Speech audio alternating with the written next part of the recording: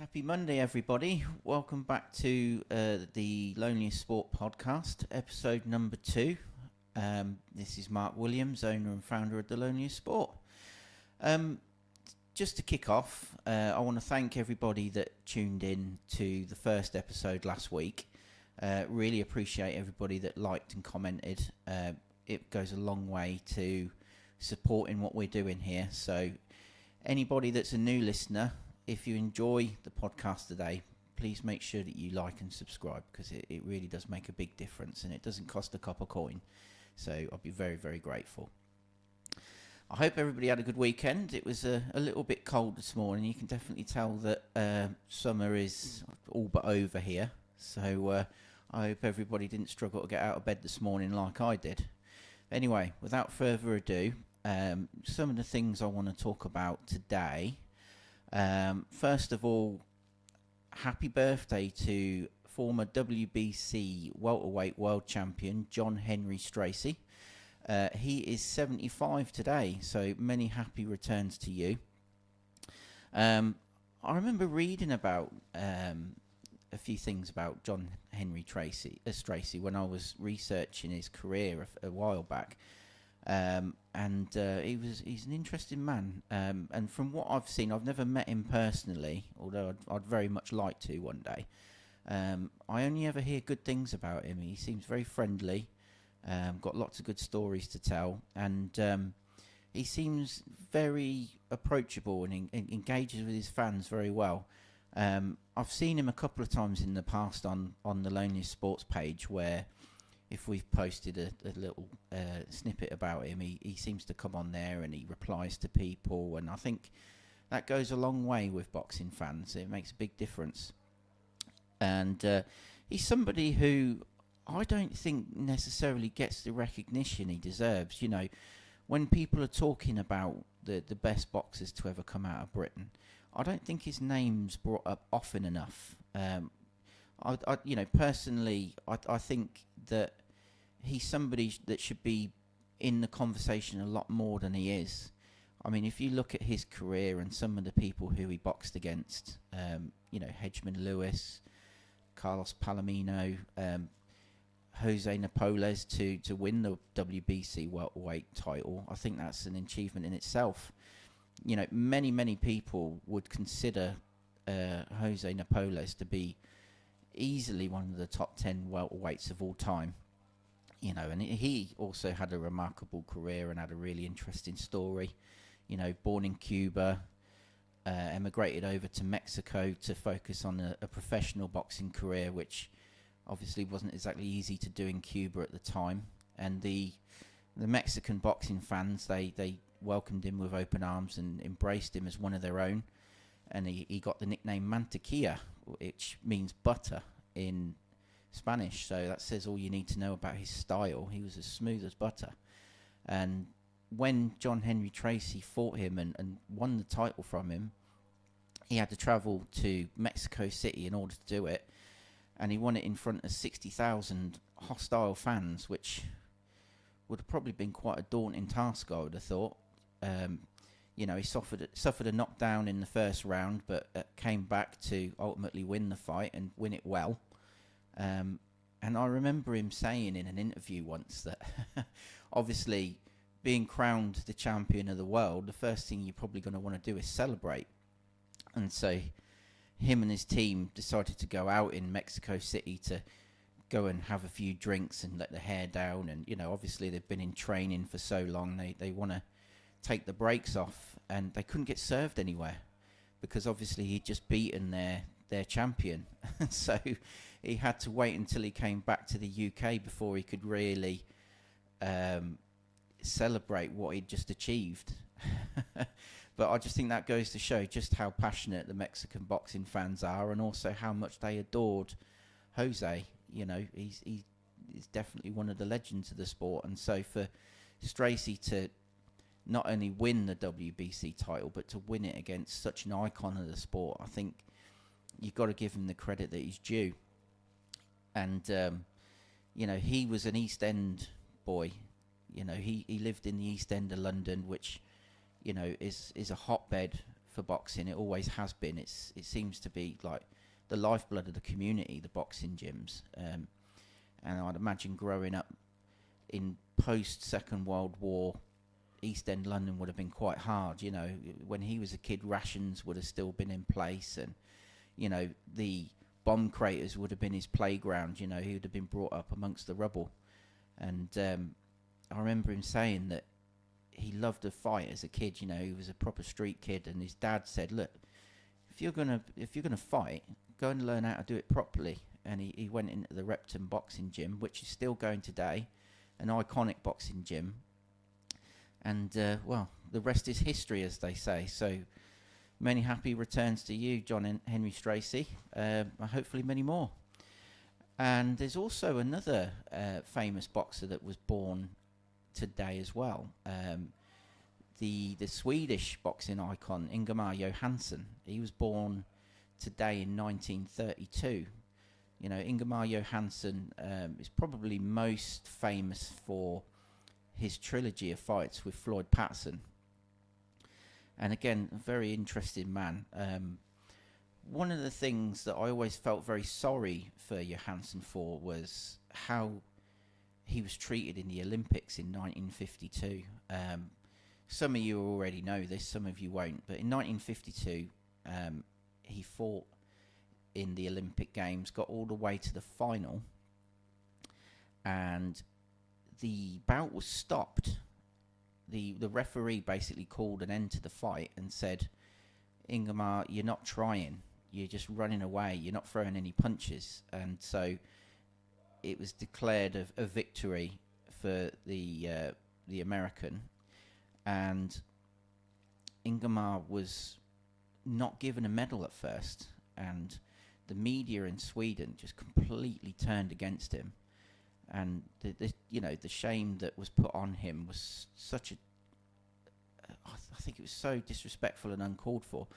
If you go on YouTube, you can watch that fight, and it's not that different to what you see in modern boxing now. I just don't think that in those days boxing was viewed in the same way, which is a shame, because he was throwing punches. It was just obvious that the tactics that he was employing were defensive tactics. You know, he obviously had a game plan that the referee just didn't understand. And you know, I think it's a great shame that his amateur career ended in such a sad way, really. In all fairness as well, the person who beat him, Ed Sanders, there's another tragedy there. He won the gold medal, went on to turn pro. Unfortunately, he passed away just 2 years later. He died in the ring. Well, he didn't die in the ring, he died shortly after, but it was a great tragedy. I'm sure he would have probably gone on to do good things in his career if tragedy hadn't struck. Ingemar Johansson, obviously, he did turn pro, and he did a lot better than I think many people would have expected him to. He was well known for his ferocious right hand, and to date, he's still the only Swede to ever win the heavyweight world title. His trilogy of fights with Floyd Patterson are legendary. You know, they are the stuff of legend. There were so many knockdowns, so much drama, and I don't think many people would have expected him to beat Floyd Patterson the first time round. Obviously, his reign as champion was short-lived, because then in the rematch, Floyd Patterson recaptured his title in emphatic fashion. It's probably one of the most brutal knockouts you'll ever see.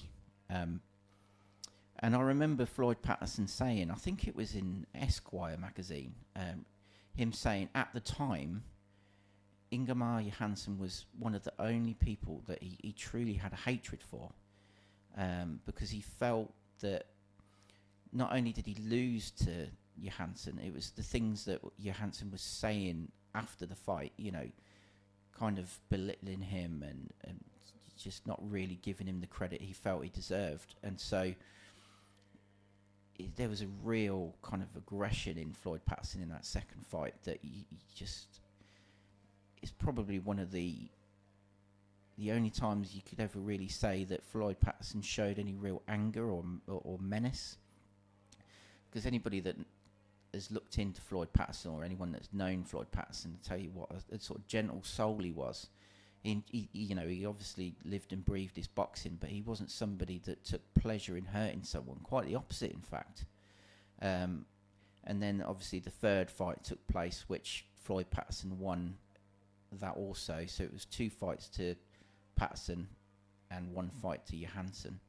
And in winning the rematch with Ingemar Johansson, Floyd Patterson managed to do something nobody had ever done before, which was regaining the heavyweight world title. Historically, prior to that, any champion that had lost his title that tried to reclaim it was unsuccessful. Floyd Patterson was the first. So not only at that time was he the youngest ever heavyweight world champion, he was the first ever 2-time world champion. So I think you've got to admire that as well. You know, he was somebody that obviously broke a lot of records in his time. So, you know, happy heavenly birthday to Ingemar Johansson. And if anybody that is watching this that doesn't know Ingemar Johansson's legacy, I suggest you watch him, you read up on him, especially the trilogy of fights with Floyd Patterson, because they're some of the most exciting fights you'll ever see. If you want drama, then those are your go-to fights. They really are. And so, moving on my Instagram stories last week, one of the things that I put out was anybody that has any questions that they want to ask me, that they would like me to answer, just send me a message and I would answer them on the podcast today. And so what I did is I picked 5 that I thought were the best questions. So apologies to anybody that sent a question in that I haven't responded to, but obviously I've got to pick a few. I can't really answer them all, otherwise we'd be here all day. But by all means, a Q&A is something that we'll do again. So if there's a question you'd really like an answer to, then please, by all means, send it again, and I'll try my best to respond to you when I can. So the first question was, what boxing autobiographies would I recommend? Well, just discussing Floyd Patterson, I think Floyd Patterson's autobiography is one that I would strongly recommend anybody reads if they haven't already. It's called Victory Over Myself, and in my opinion, it's probably one of the most insightful and emotionally sensitive biographies, or autobiographies rather, that you're ever likely to read. The honesty that Floyd Patterson shows in that book is like no other. And in a time where, you know, everybody sees boxing as this macho sport where the boxers have no fear, they have no doubt, they are kind of like the ultimate man. I think it was very brave of him to expose himself in that way. And for somebody that has fought themselves, you kind of know your anxieties and your insecurities, and to hear somebody that was far more successful than I ever managed to be explaining things in their way, and you can see the parallels and the correlations, and you think, thank God I'm not the only one. Even the best and the elite feel exactly the same way as I do. You know, and Floyd Patterson, he was somebody that, you know, he grew up in poverty. He had really low self-esteem. And, you know, he was destined for a life of petty crime, and probably would have ended up dying young if he'd have carried on down the route that he was going. But boxing saved him. He finally found something that he did well, and it gave him that confidence that was missing from his life. And of course, boxing saved him, and it's one of those moments where you see the good of the sport. And I think, although there's not many people out there that go on to achieve what he did, boxing saves so many people in different ways, even if it's just giving you a sense of purpose or giving you that little confidence boost that you need. And I think there's so many happy and sad moments in that book, and if you haven't read it, I highly recommend it. The second one is kind of a more obvious one, which is Raging Bull by Jake LaMotta. You know, a lot of people have watched the movie directed by Martin Scorsese, which is an incredible film, probably my favourite boxing film of all time. But the book is so much more in depth, so much more honest, and also in many ways so much more graphic.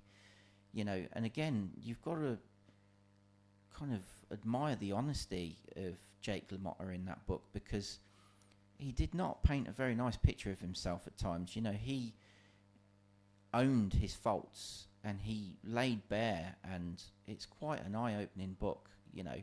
And it's one of them ones where if somebody reads it and they admire Jake LaMotta, you can understand it. But if somebody else reads it and says, I don't like this guy, you can kind of understand that as well. It just goes to show that the difference between good and bad is so... It's not black and white, you know. My third choice would be Chris Eubank's autobiography. You know, Chris Eubank is somebody, he's very flamboyant, he's very colourful, he's a great showman.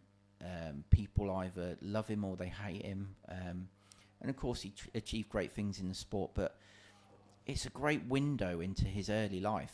You know, a lot of the time with boxers, you know the part that the media shows when they rise to prominence, but you don't know what happened to them before that, the steps that they took to lead them to that point. And it was a really, really interesting read to learn about his young life. And it's, you look at Chris Eubank now with all his eloquent speech and his you know, expensive clothes and things, you'd never imagine the poverty that he grew up in. And, you know, just living in the Bronx, I can't picture Chris Eubank living in the Bronx, learning to box in the Bronx. And even now, you know, if you mention that to people, they go, Chris Eubank's never lived in New York, he never lived in the Bronx. I can assure you he did, it's all in the book. But it just goes to show, you think you know somebody. Book number 4, I think I would probably go with Reminiscences of a 19th Century Gladiator by John L. Sullivan. It's a book that's very hard to get hold of because it's so old and so rare, and you know, some of the editions that are sort of the early editions in good condition can go for a lot of money. But if you do happen to find one, and if you are lucky enough to read it, it's a fascinating book. Again, he was one of boxing's first ever superstars.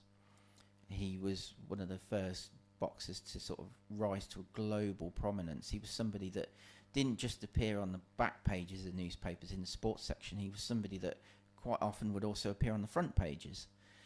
And of course, he was the first ever heavyweight world champion of the gloved era.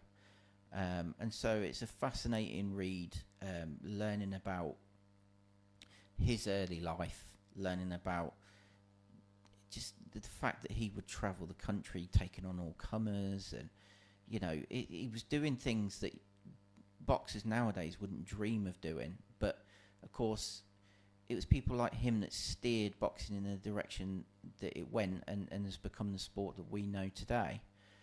So yeah, if you get a chance, read that. It's a very, very interesting book. Number 5, again, it's probably an obvious one, but I would say Somebody Up There Likes Me by Rocky Graziano. Again, his life had a lot of parallels with Jake LaMotta's life. They were somebody that grew up in New York City. They were born in the same era. They experienced poverty beyond anything I can comprehend. They spent a lot of time in, you know, institutions, whether it be juvenile detention centres and jail. But again, it's a very honest, open and insightful book. Again, it was made into a film, Somebody Up There Likes Me, which is a great watch if you haven't seen it before.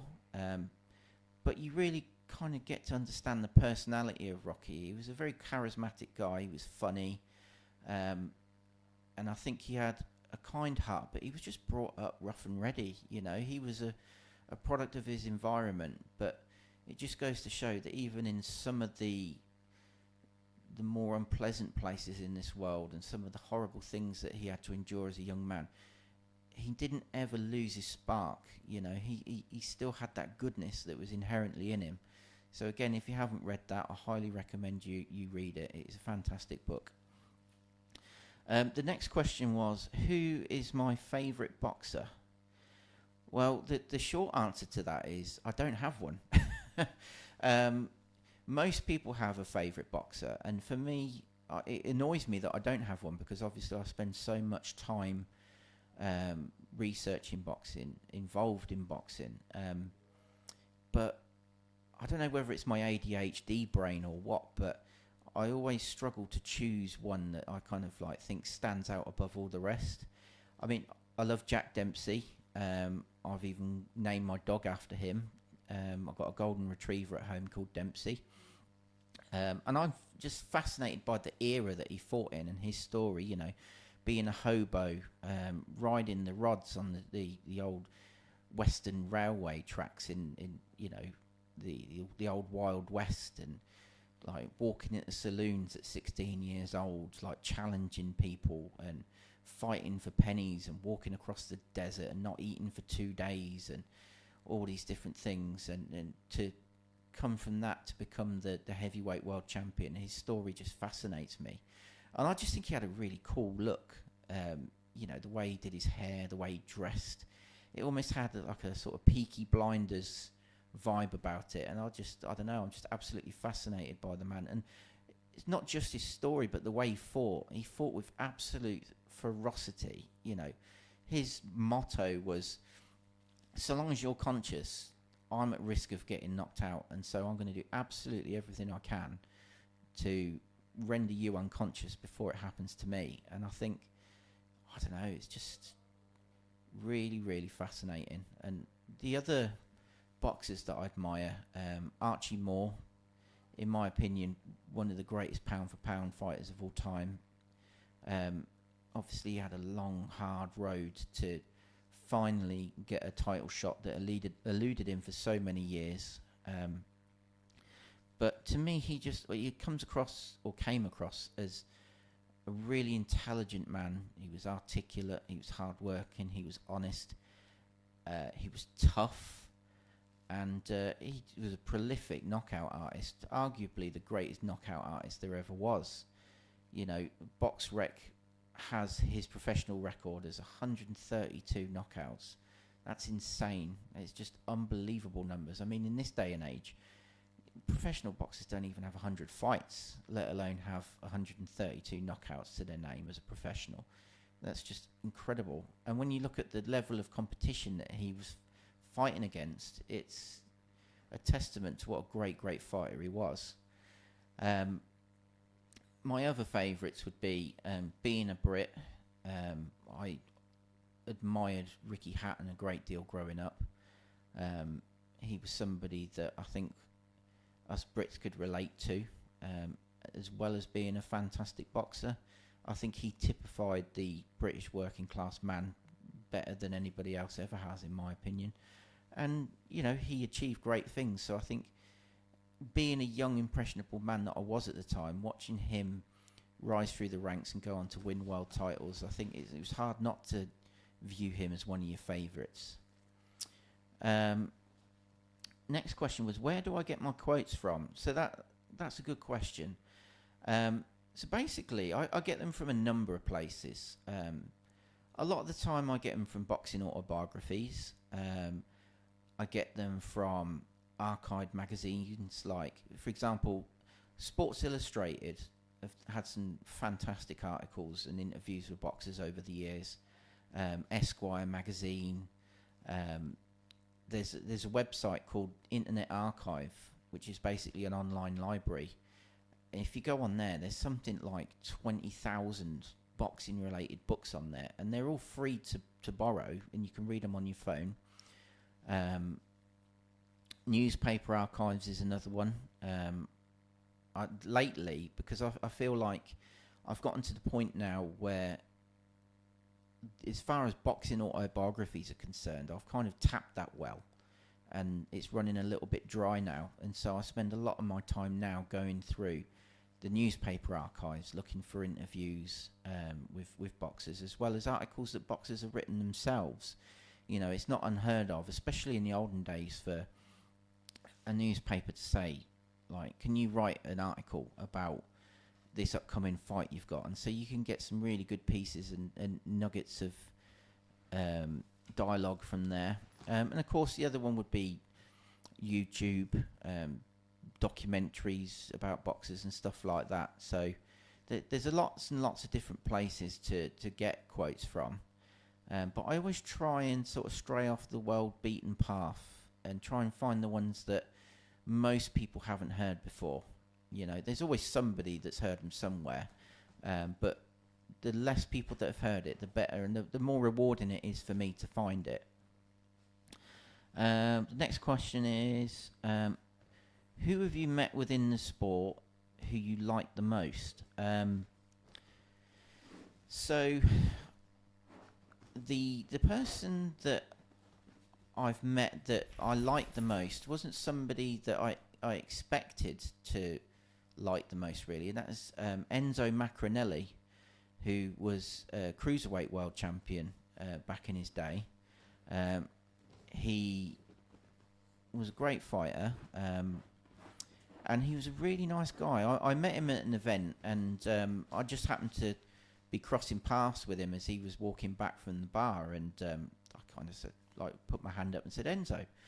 And we ended up having a sort of 10-15 minute conversation, and he's a really down-to-earth guy.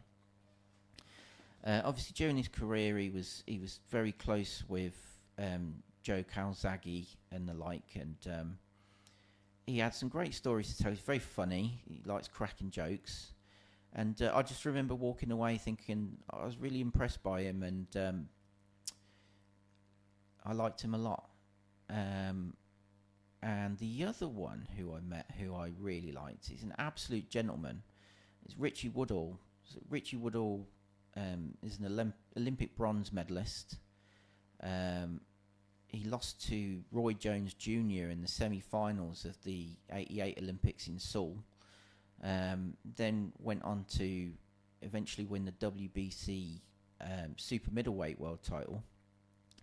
And then ultimately, his last fight of his career was against Joe Calzaghe. He retired after that. And he's been involved in the training side of the sport and the punditry side of the sport for a number of years now. And particularly up in the GB headquarters, where they coach the UK boxing team. He's a really, really nice man. Very intelligent. Always has interesting insights into boxing. You know, he's a very, very knowledgeable man, not just on the nuances of the sport itself and the you know, the fight and the history and the people involved in it.